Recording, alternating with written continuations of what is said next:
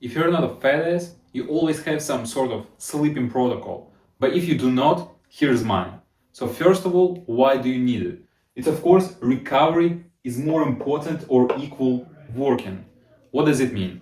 To make a swing go front and backwards, you don't always need to make it push forward. Sometimes, most of the time, you need to let it go back.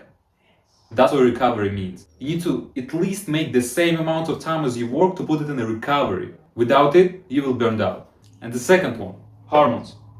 Why does it even matter? Because bad recovery, bad sleep equals bad hormones. Hormones, what does hormones actually do? Everybody talk about it, but nobody explains what it actually do to you. Well, at first it regulates your mindset. So if you have mindset of something, the mindset that you already have, that's what hormone balance you already have. So basically, if you're going to have a bad sleep, you're going to have bad hormones, which is going to lead you to have a bad mindset. How simple it is. So we're going to start from the end, 11 p.m. to 12 a.m. First, what we need to do is eliminate all the blue light at least an hour, two, before we go to sleep. So we put blue light. So the blue light, what it actually do to you, it's recreate the sunlight. Blue light, sunlight react the same thing on the melatonin, which is making it produce less, which is making you not having a good sleep and not fall asleep as fast as you could. That's why a lot of people take melatonin, gummies, pills, whatever, to make their melatonin go up. That's actually what's making the hormone of melatonin produce less, which is harmful for you. So eliminating blue light before you go to sleep is the best way to increase your melatonin, which is going to lead you to have a good sleep. Second thing that you're going to need to do before you go to sleep is not to eat at least 2-3 hours before you go to bed. Not eat nothing. Why does it matter? First of all is growth hormone. People talk a lot about it, how, okay, yeah, let me get some growth. Let me get some growth hormone. But they don't understand. Just to get a growth hormone, you just need to have a good sleep. So, what does it actually do? Making you recover every piece of your body is going to be recovered by growth hormone. If you're not going to have it in your system while you're asleep, you're not going to recover, which is going to make you wake up with feeling no energized and all of that stuff. So it's so important to stabilize your growth hormone level when you're asleep. That's why you don't need to eat 2-3 hours before you go to bed. Third, you need to go to sleep always in the same time. So I'm gonna put go to sleep same time. You need to go to sleep always at the same time to keep your circadian rhythm in the right direction. If you're going to sleep, for example, 10, 11, 12, every day in a different time, you're going to wake up at a different time. Well, that's not really right. You're not going to have the best recovery. So to have a best recovery, you always need to wake up in the one time and go to sleep at the same time. So yeah, that's what we need to do before we go to sleep. But our sleep is going to depend how we start the day and what we do during the day. So 8 a.m. wake up, not going to the phone, because going to the phone is going to spike the dopamine. The biggest spike of the dopamine is supposed to be in the middle of the day, not when you just started. Because when you just started, you're not going to have energy to do nothing after. So what we need to do is wake up and look at the sun.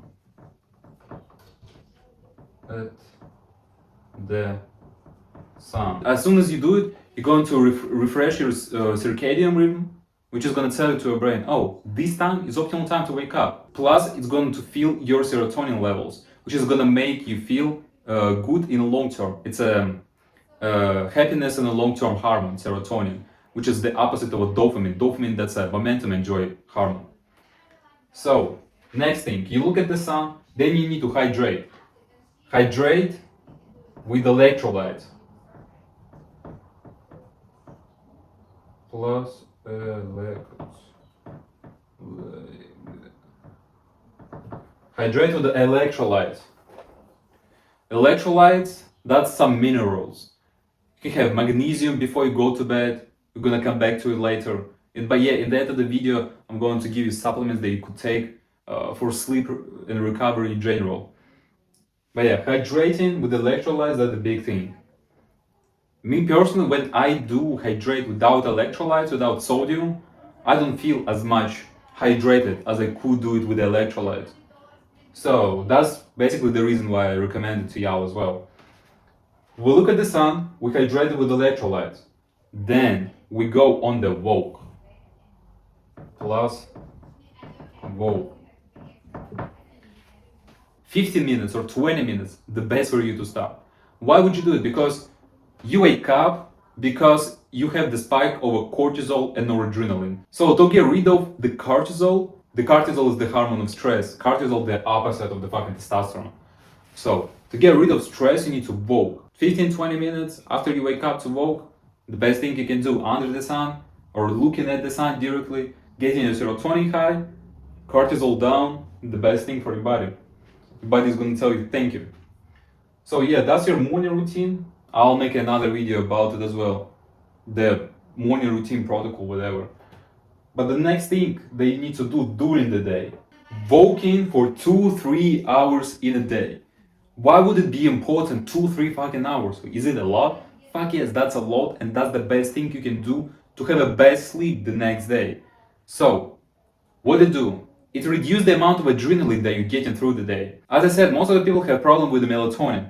Plus, it comes to the problem with noradrenaline as well. Because when noradrenaline is not getting out of us, like with the high exercises, the heavy exercises, walking, it's storing our muscles, which is making our mental hard to fall asleep.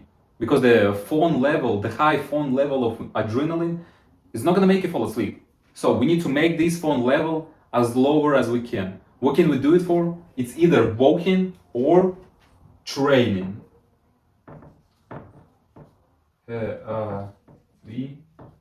Heavy training.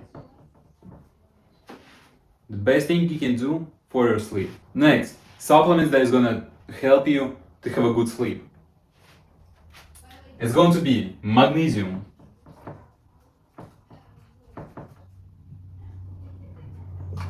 Which magnesium? Glycinate.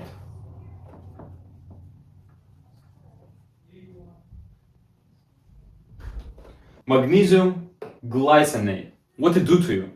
It making your cortisol go lower.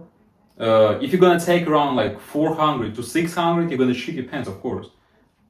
But what is it gonna do to you? It's going to lower your cortisol by 40% at least. And the best sleep that you can have is going to be under this mineral. Next thing, omega-3. As soon as I start taking omega-3 2 pills in a day, I start having 2-3 dreams in one night. It's a magic, I don't know. I tried to ask Google what's up with this. Well, it didn't give me the answer that I wanted to get, so it helped me. I hope it's gonna help you out as well. Next one. L-theanine. Theanine. I think that's how you spell it. Theanine. Yeah, L-theanine. L-theanine is gonna just make you relax and make you fall asleep better. That's it basically. It's amino acid. I don't know what to tell you more about it. If you have a chronic stress, something happened to your family, to you, you don't know how to go over some problem, you have a chronic stress, you cannot fall asleep. The best thing you can take is going to be ashwagandha.